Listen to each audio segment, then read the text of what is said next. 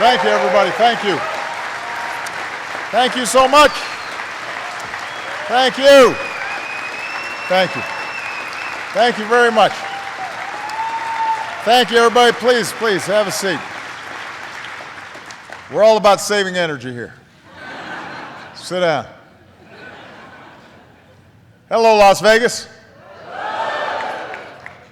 It's good to be back on the road after spending a little downtime with my family, recharging my own batteries, so to speak. And it is great to join you at this Clean Energy Summit to see the work that you're all doing on what I consider to be one of the most important issues, not just of our time, but of any time. I want to thank Mandalay Bay, MGM's chairman, Jim Murren, for hosting us today. I want to thank my dear friend, your outstanding senator, Harry Reid, for holding this summit and for keeping us focused on this challenge. I want to thank him, by the way, for his strong statement over the weekend in support of a deal that is going to make sure that Iran does not get a nuclear weapon, which is a top priority of my administration. And Harry's leadership matters. It sends a message that Congress should support this historic diplomatic breakthrough and not block it over the objections of most of the world. It reflects the best of American foreign policy. We don't rely on bluster or bravado. We focus on strong principled diplomacy that prevents Iran from obtaining a nuclear weapon and showing once again to the entire world what American leadership really means. Now, we're here today because we believe that no challenge poses a greater threat to our future than climate change. It's something that I've spoken at length about a few weeks ago. It's something that I'll speak about at length next week when I travel throughout Alaska. But we're also here because we hold another belief, and that is we are deeply optimistic about American ingenuity. We think we can do good and do well at the same time. We believe we have the power, the dynamism, the creativity to solve a big problem while keeping the engines of the American economy moving. 6.5 years ago, I took office after decades in which our addiction to fossil fuels and foreign oil perennially threatened our planet and our national security. And together we've begun to change that. A lot of people in this room working with us. Yes, we've become the world's #1 producer of oil and natural gas, but we've also become a major player in clean energy. And these advances have helped grow our economy and created a steady stream of well-paying jobs. They've also helped us reduce the dangerous emissions that contribute to climate change. And we've done it in 3 big ways. First of all, we're wasting less energy.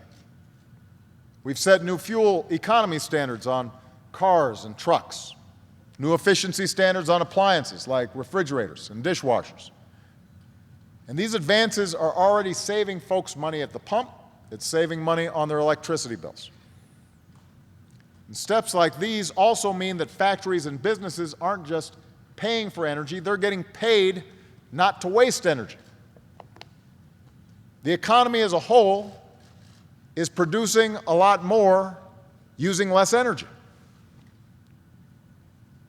And we're also using less dirty energy.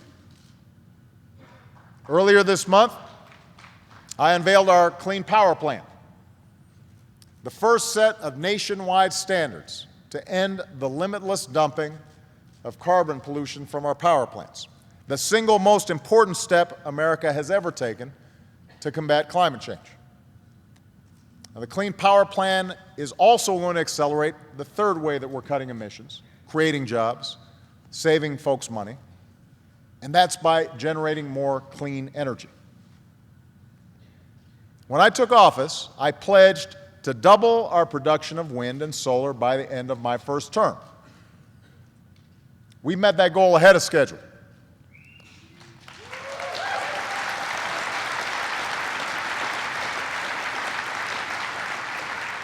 As Harry just mentioned, 6 years ago, the Recovery Act marked the single biggest investment in clean energy in our history.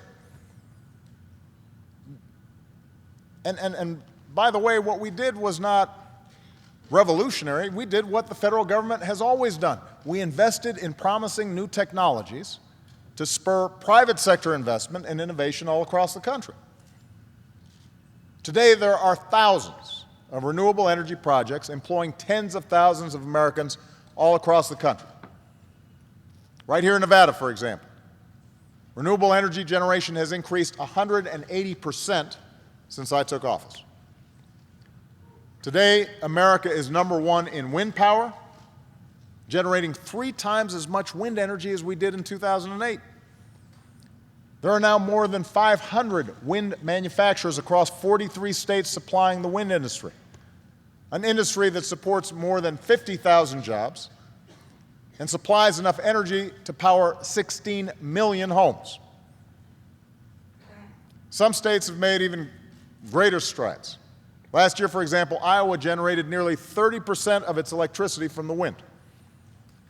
And if we keep investing in wind rather than making short-sighted cuts or chasing mindless austerity, wind could provide as much as 35% of America's electricity and supply renewable power in all 50 states by the year 2050.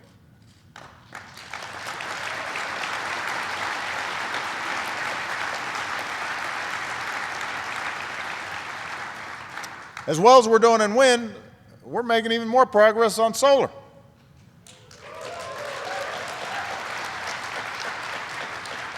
I notice you got a lot of sun around here. America generates 20 times as much solar power as we did in 2008. 20 times. Last year was solar's biggest year ever. Prices fell by 10%, installations climbed by 30%. Every 3 minutes, another home or business in America goes solar. Every 3 weeks, we installed as much solar capacity as we did in all of 2008. And the world's largest solar installation came online last year, with 9 million solar panels generating enough electricity to power more than 100,000 homes with clean, renewable energy. Not in Germany, not in China, not in Saudi Arabia, right here in the United States of America.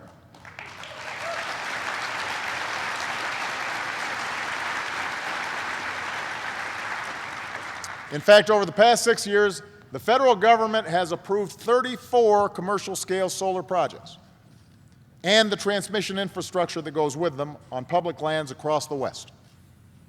We approved 1 new project just today in California that will ultimately power another 100,000 plus homes. And right here in Las Vegas, we've cut the time it takes to permit solar projects in half.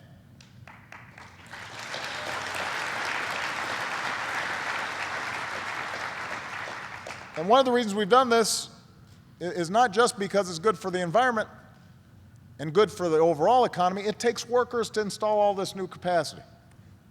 And that's why last year the solar industry added jobs 10 times faster than the rest of the economy. Solar has helped a lot of construction workers find work, while Congress was dragging its feet on funding infrastructure projects. In fact, the solar industry now employs twice as many Americans as mining coal.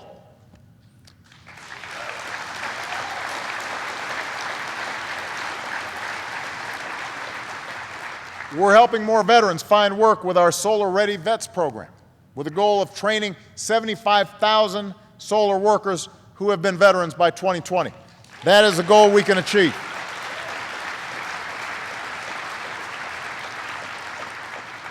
So federal investments have helped support all this innovation. And now's not the time to pull back on those investments. Now's not the time to insist on massive cuts to the investments in R&D that help drive our economy, including the hundreds of millions of dollars in cuts that many Republicans want to take from these successful job-creating clean energy programs. It's thanks in part to these investments that there are already places across the country where clean power from the sun is finally cheaper than conventional power from your utility. Power often generated by burning coal or gas. And it's impossible to overstate what this means. For decades, we've been told that it doesn't make economic sense to switch to renewable energy. Today, that's no longer true.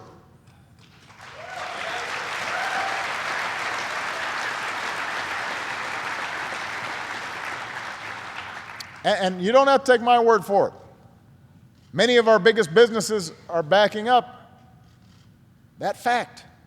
Walmart has the most installed on-site solar capacity of any company in America. They're not in the business of giving away money. Google is the largest corporate buyer of renewable energy in the world. Companies like Apple and Costco close behind. They're not doing this just out of altruism. They're doing it because it means big cost savings.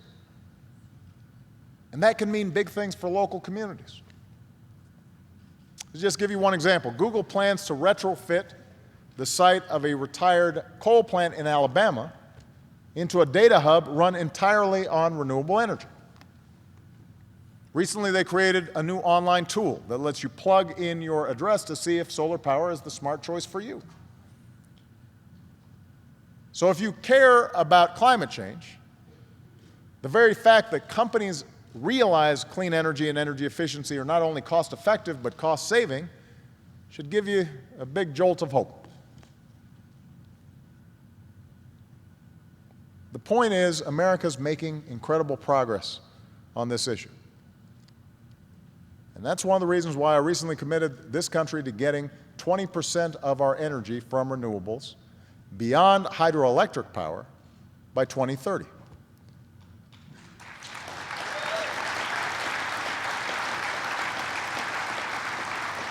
And by the way, when we do smart things in America, that wakes up the world. So Brazil's president joined me for that announcement, committed her country to the same goal. But to meet that goal, we have to triple where we are today. So I'm here to give you hope, but not complacency. The private sector is increasingly all in. Cities and states are increasingly doing their part. Just today, 15 cities from Seattle to Chicago to New York are joining 19 cities that have already pledged to reduce emissions and invest in climate resilience. Leaders in California are aiming to generate 50% of their electricity from renewables by 2030. 50%, while cutting carbon pollution from oil by 50%.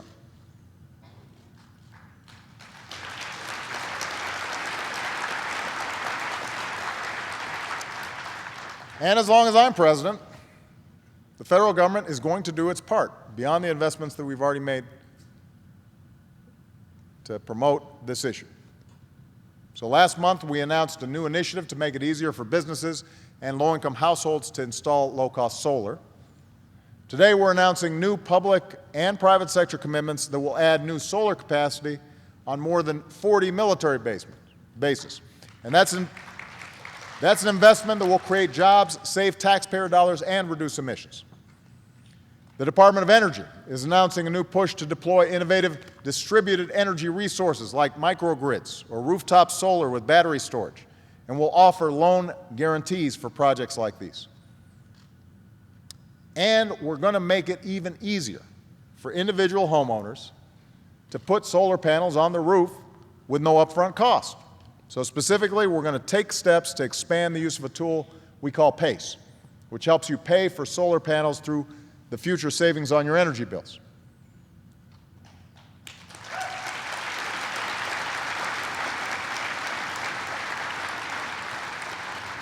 So we're taking steps that allow more Americans to join this revolution with no money down. You don't have to share my passion for fighting climate change. A lot of Americans are going solar and becoming more energy efficient, not because they're tree huggers, although trees, are important. Just want you to know. But because they're cost cutters. They like saving money. And I'm all for consumers saving money, because that means they can spend it on other stuff. Solar isn't just for the green crowd anymore. It's for the green eye shade crowd too. And we still got a lot of work to do. And significant obstacles remain. And obviously, all of you know that very well. For all the promise of solar, it's still a small share of our energy mix, less than 1%. Wind makes up almost 5%. But here's the thing. Solar made up almost 1/3 of all new generating capacity last year. Wind power made up another 20%. So we see the trend lines. We see where technology is taking us. We see where consumers want to go. And that, let's be honest, has some big fossil fuel interests pretty nervous, to the point where they're trying to fight renewable energy. Now,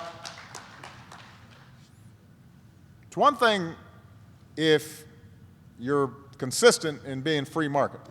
It's another thing when you're free market until it's solar that's working and people want to buy, and suddenly you're not for it anymore. That's a problem. There's a big shift going underway that goes beyond simply putting solar panels on your home. Yes, the number of homes with rooftop solar has grown from fewer than 20,000 to about 600,000 over the past decade or so. More than 80% of that capacity was added in the past 4 years. But the real revolution going on here is that people are beginning to realize they can take more control over their own energy. What they use, how much, when. For decades, our energy system basically worked one way. Utilities generated power, usually by burning fossil fuels. They ran lines into the home or business. We paid for it. It wasn't a real exciting business. There wasn't a lot of innovation.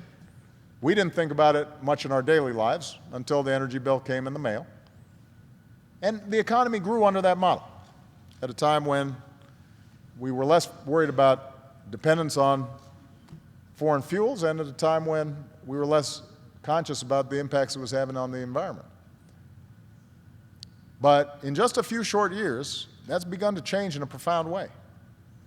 6 years ago, smart meters were pretty rare. Today, 60 million consumers have access to detailed information about how much energy we use, how we use it, when we use it. So we can use that information to change our habits, use energy more efficiently, save more money without a whole lot of sacrifice. We can control our thermostats from our smartphones. New appliances and smart devices can tell when energy prices are cheapest and do laundry or wash the dishes or charge our car at those times. We've got windows and building materials that can actually generate power. And we can even tell our utility company that we want our homes powered by renewable energy, or we can call up a contractor and put solar panels on our roof by the weekend, and that empowers us not only to generate affordable clean energy, but to store it in battery packs or sell it back to the grid. And that's power. That's the future. That's happening right now. It's an American energy revolution that's like evolving from the telegraph to the smartphone in less than a decade. It's happening fast. Now, the good news is some utilities recognize this. They see what's happening. They're adapting their business model to seize the opportunities of this emerging energy reality. And we have to lift up some of those success stories and the innovations that are taking place. So San Antonio's municipal utility is standing up its own rooftop solar program. Southern companies partnering with Nest and Tesla on power storage so we can use renewable energy better. Oklahoma Gas and Electric is empowering its customers to enroll in smart metering that uses electricity when it's cheaper, not when it's most expensive. But while change this fast presents new opportunities, it is invariably going to create resistance from some fossil fuel interests who want to protect the old, outdated status quo. And there are some legitimate issues around how does a new distributed system work, and folks have sunk costs, and how do we deal with those things? And those are important for us to address. But when you start seeing massive lobbying efforts backed by fossil fuel interests or conservative think tanks or the Koch brothers, pushing for new laws to roll back renewable energy standards or prevent new clean energy businesses from succeeding, that's a problem. That's not the American way. That's not progress. That's not innovation. That's rent-seeking and trying to protect old ways of doing business and standing in the way of the future. I mean, think about this. Ordinarily, these are groups that tout themselves as champions of the free market. If you start talking to them about providing health care for folks who don't have health insurance, they're going crazy. This socialism, this is going to destroy America. But in this situation, they're trying to undermine competition in the marketplace and choke off consumer choice and threaten an industry that's churning out new jobs at a fast pace.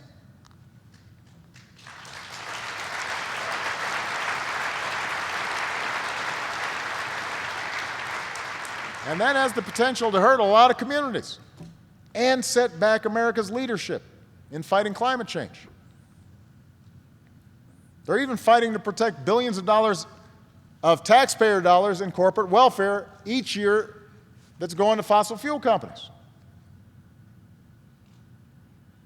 Now, what's interesting is that their actions have conjured up some pretty strange bedfellows. In some states, we've got Green Party and Tea Party teaming up to protect our freedom to choose clean energy. It is rare that the Tea Party leaders and I are on the same side of an issue. I agree with them here.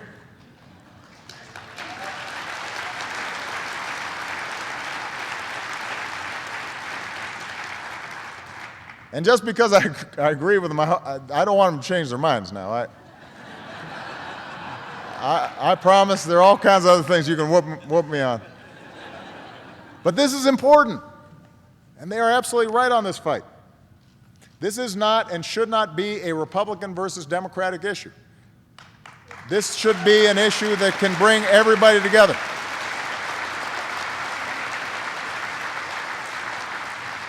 If you're a progressive, you should care about this. If you're a libertarian, you should care about this. If you just want to save some money, you should care about it. And if you care about the future of our children and grandchildren, you should care about it.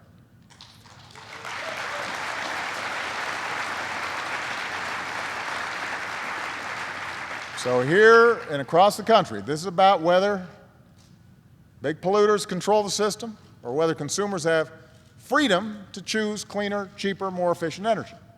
Whether we protect old ways of doing business even when they're not efficient, or we dream up new business models that bring new technologies into our homes and businesses and new jobs into our communities. This is about the past versus the future. And America believes in the future. And to make that future a reality, we've got to have everybody: utilities, entrepreneurs, workers, businesses, consumers, energy regulators, tree huggers, tea partiers. Everybody's got to seize the opportunities before us. There is something big happening in America right now. For the first time, we can actually see what our clean energy future looks like. And yes, the closer we get to this future, opposition will fight even harder to keep things the way they've been. Folks will get louder in some of that backlash. And they'll put out press releases suggesting that somehow this is bad for America. But we can't pay attention to that. Folks whose interests or ideologies run counter to where we need to go, we've got to be able to politely but firmly say, sorry, we're moving forward.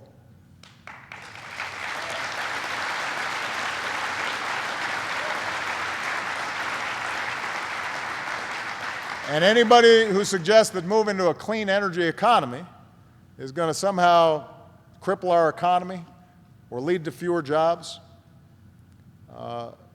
if they hold up snowballs in February, if that somehow disproves decades of scientific data if they suggest that we got to set our sights lower and do less or delay action because we can't figure this stuff out, I just want everybody to remember we've heard these arguments before. We have engaged in this debate many times before. It's taken different forms, but this is an age-old debate in America. It's a debate between the folks who say, no, we can't, and the folks who say, yes, we can. Because between those who fear the future and those who are eager to seize the future. And although sometimes there are some growing pains, America always comes down on the side of the future. We've always been a people who reach proudly and boldly and unafraid to that more promising future. We refuse to surrender the hope of a clean energy future to those who fear it and fight it, and sometimes provide misinformation about it. Because the naysayers always underestimate what the American people are capable of. And we prove that every day.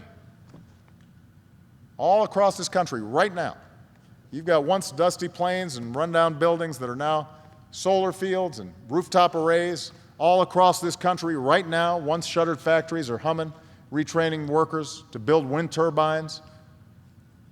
Technology that we're not just importing now we're making it here and we're exporting it. Technology made in America.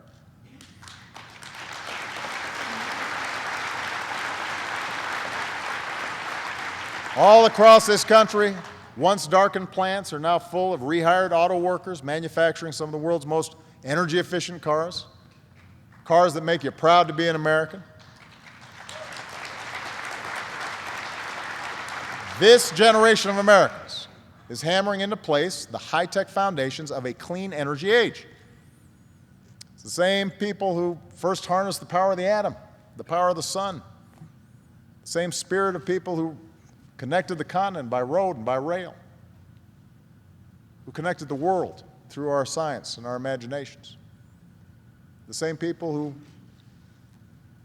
set foot on the moon and put a rover on Mars and probes the farthest reaches of our solar system. That's what Americans do. We can do anything. And you guys are proving it every single day, and I'm going to be right there beside you. Congratulations. God bless you. God bless this country we love. Thank you.